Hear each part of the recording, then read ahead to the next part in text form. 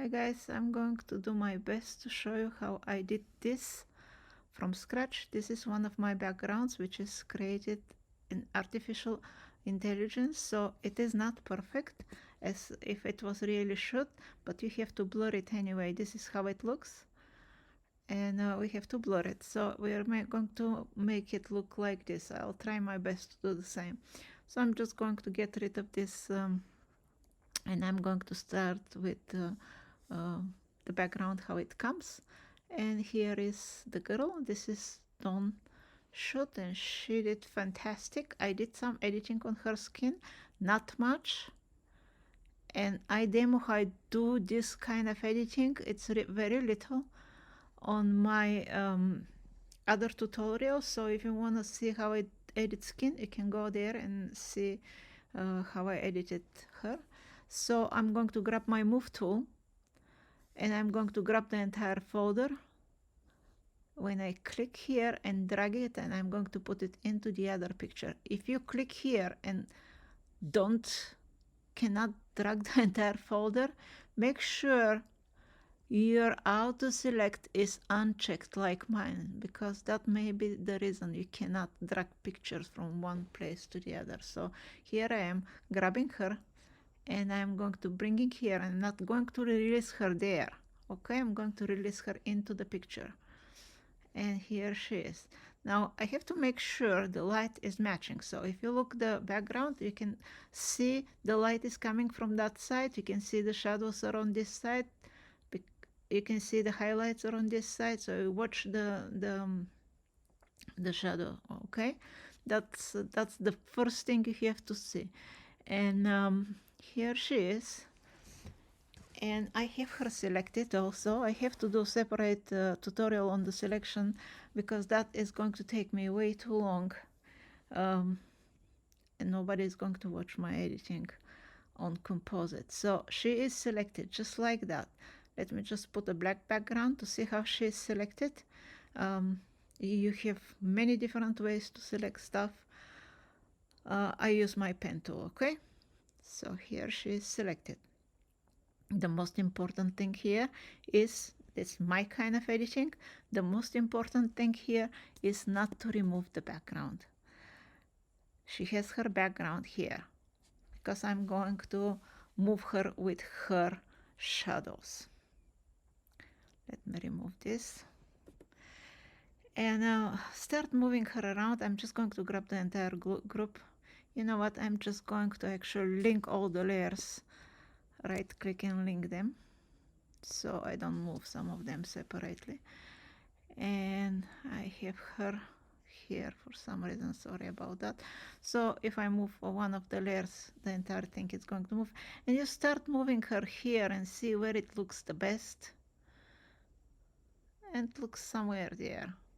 So if she shoot on the same or similar background, you're going to just go on the layer, activate the layer by clicking on it, grab your white brush, D for the default colors, or here you can click here, X to switch the colors, or click here. So I wanna reveal from her background, and I'm going to have my brush on white, and I'm going to go to B for my brush, and I'm going to go to 10% opacity or something like that. Let's go 20. 25 is fine. I'm going to make my brush bigger by clicking on the right bracket key. I'm going to right click to make sure that my hardness is 0, and I'm going to start slightly painting her original, making sure don't pass that stage, because, and if you want to see what you're painting, you have to click on the slash, which it's next to the bracket keys under delete. Okay, and it's going to show you what you're doing. It looks like I'm doing it a little bit too much. I'm going to go Command Z a few times, and so it looks good. I think it looks good. Let me I can add some more. I'll just spread it, and 25 is too much. Go with 10, okay? I started good, but didn't do great. Okay, looks pretty good. Now, this background needs to be blurred because it just doesn't look normal. Because if you really shoot it as f2.8, this background is going to be really blurry. So I'm going to duplicate this just in case by grabbing it here. And I am going to turn it into a smart object. Learn to do smart objects. So right click and convert to smart objects, because I can go back and forward. And then I'm going to go to filter, and I'm going to go to blur and Gaussian blur, or whatever the pronunciation is. I don't pronounce anything right anyway. So I should have bring her closer so I can look, and I'm going to blur the heck out of it. And that looks good to me. And I can, because I'm with smart object, I can always go back and unblur or blur. As I click on OK, everything looks good. And if you have any texture, I will unblur wherever she's tapping, okay? By clicking on the layer mask, X to switch the colors, and painting with black when you're on this layer mask here, and it's going to unblur if you have textures. I don't have texture in this particular moment, so oops. The other thing I don't like here is she's wearing a pink dress, and it matches perfect, but you can make the background a little bit. You can add some color from her dress to the background, and this is what I'm going to do. I'm going to go with my let's go with my brush tool B, and I'm going to sample the color of her dress by holding Option and clicking on her. So if something like that happened, what is happening right now, move somewhere. And here it's sample it. Let's go with this color. Okay, so that was sampling the layer mask, that's why it was white. So what I'm going to do, I'm going to go on the top of background, not on her, and I'm going to add an adjustment layer, solid color, and that's the same color which I wanted. Yep, doesn't look great, but if you switch to soft light,